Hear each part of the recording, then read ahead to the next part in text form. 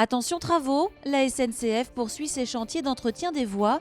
Depuis hier, c'est la ligne Angers-Nantes qui est impactée. Julien Herpin. Après un mois de travaux préparatoires réalisés entre le 14 novembre et le 16 décembre, c'est la phase principale du chantier qui débute ce lundi. Durant 3 mois, ce sont 11 km de voies entre Angers et Nantes et 34 entre Nantes et Angers qui vont être renouvelés. Des travaux réalisés de nuit en suite rapide, autrement dit en utilisant un véhicule spécial, un train-usine, qui permet en un seul passage de remplacer les rails, les traverses et le ballast qui constituent les voies.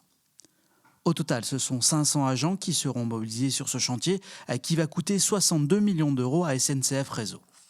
Bien que ces travaux soient réalisés de nuit, ils vont tout de même impacter le trafic sur la ligne. La circulation des trains sera interrompue entre 22h30 et 6h du lundi soir au vendredi matin et de 23h30 à 6h30 du vendredi soir au samedi matin.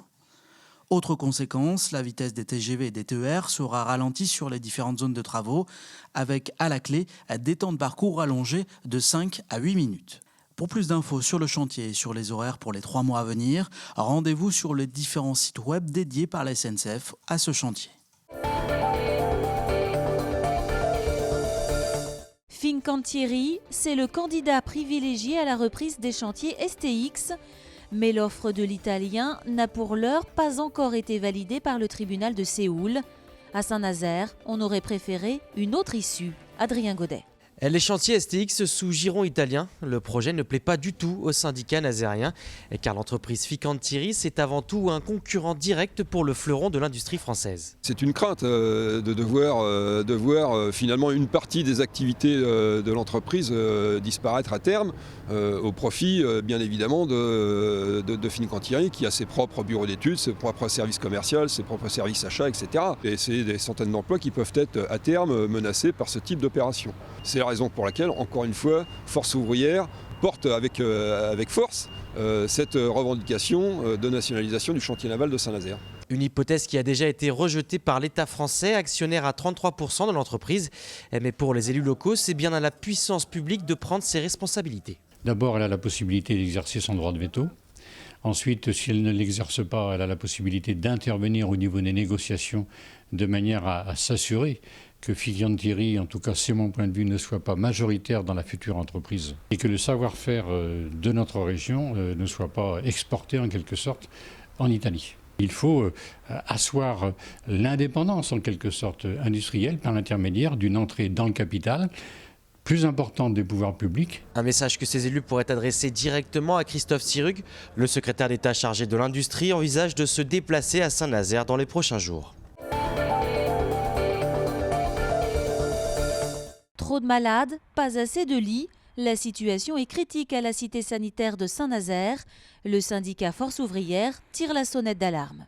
Chaque hiver, c'est situation critique, sauf que cette année, ça a été plus critique que les années précédentes, avec un mois d'avance, alors qu'on n'est pas encore vraiment dans ces épidémies. On n'est pas encore une région où on est les plus touchés par la grippe et puis la gastro.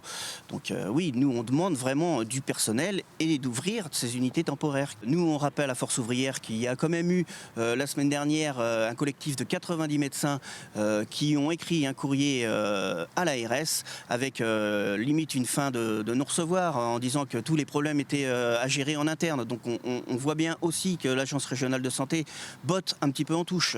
Et c'est dans le climat du gouvernement en ce moment. Fermer des lits, supprimer du personnel et réduire les déficits. Voilà. À quel prix ? Faire un vœu en ce début d'année, un rituel que les Nantais sont invités à réaliser sur un arbre à vœux. Il est installé près du miroir d'eau jusqu'au 15 janvier. Éric Egon.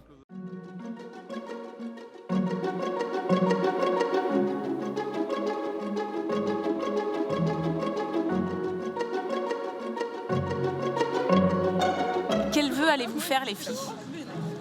Ah, elles veulent pas le dire parce qu'elles ont peur que ça ne se réalise pas.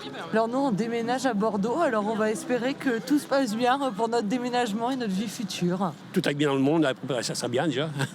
Il n'y a que cet arbre et nous deux qui allons justement connaître ce vœu. Pour l'humanité, voilà.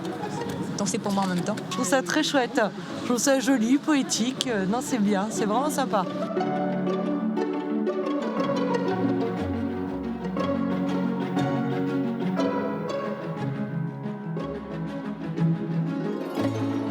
veut pas, vous avez le chemin lumineux et ça éclaire une petite ampoule en haut, c'est votre vœu qui reste dans l'arbre. Et on a 255 caractères, donc faut être synthétique.